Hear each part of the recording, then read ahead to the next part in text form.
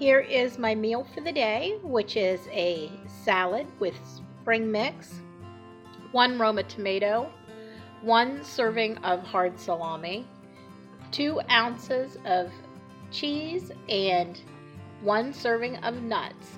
Now, I'm not sure if this is going to be all I'm going to have within my hour window. If I eat anything else, I'll get back to you. We have just slim pickings. I need to go to the grocery store tomorrow, so I don't know what else I even have to have. Alrighty, talk to you later. Blessings. Well, I'm back at it. As I was sitting there having my salad, I entered that stuff into MyFitnessPal, and I came short, way short on both macros and caloric count. So I went ahead and made me a Philly skillet, and this brings me right up to perfect. Alrighty, guys, talk to you later. Blessings.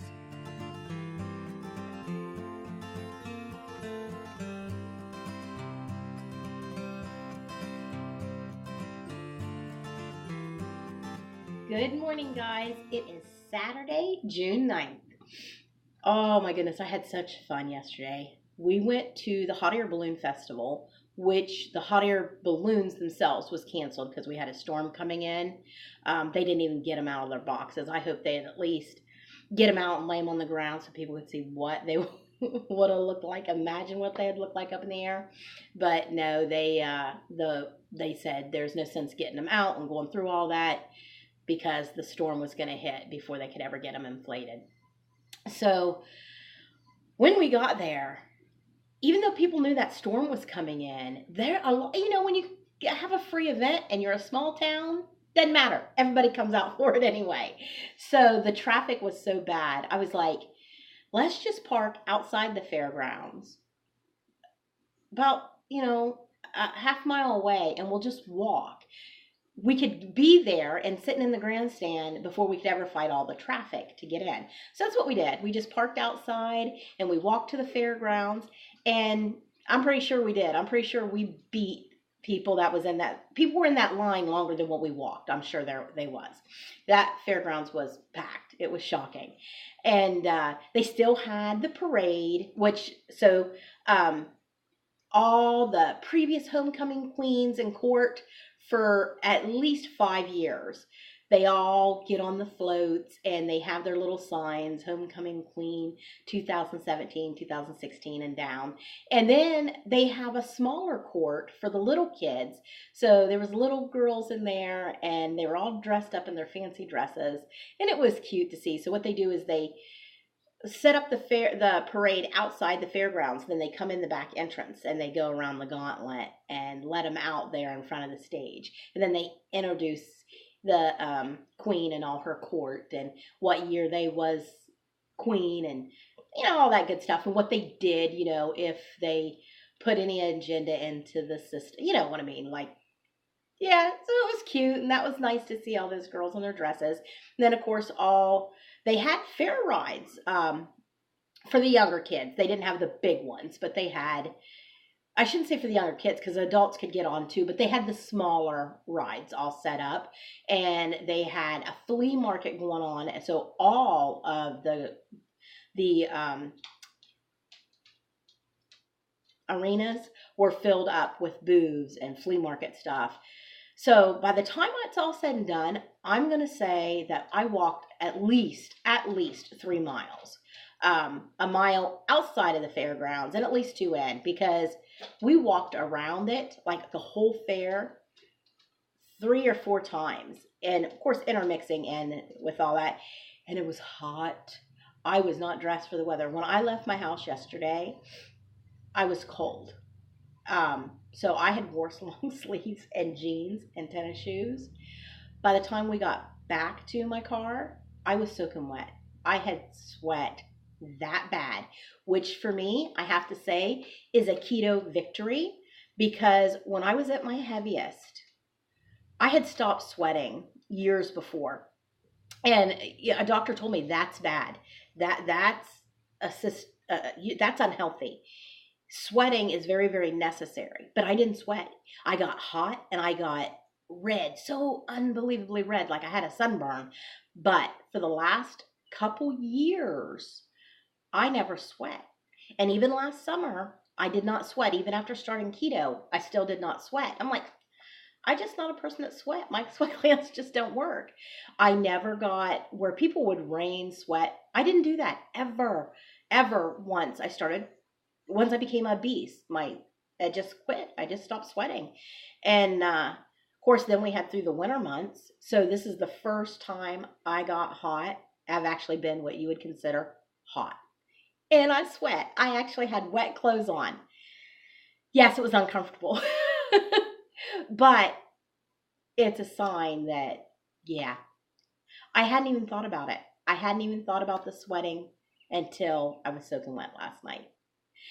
And I was just like, yay, I'm sweating. And I know the people I was with was like, she's such a weirdo. We're all wet. We're all sweating. Why is she so excited about sweating? It's miserable out here. We're soaking wet. We walked a mile away. So, yeah, to me, I was doing a happy dance in my hotness. So anyway, let's see how all that reflected on the scale, because I didn't know. I sweat so much. Did I lose any weight? Or all the walking, did it cause too much inflammation? Where am I at? So let's take a peek and see where I'm at. Alrighty, so my last weigh-in yesterday was 217.4. Today, 217.2. So I didn't sweat out all that much. It might have been a little give and take. You can sweat out some inflammation from the walking, but I feel fantastic this morning. So I'm down 0.2. Oh, this should say, forgot to change it. Ignore that 7. It's 6.8. Still up 6.8 from my lowest. But yeah, so I will probably spend until I get to maintenance noticing non-scale victories like that.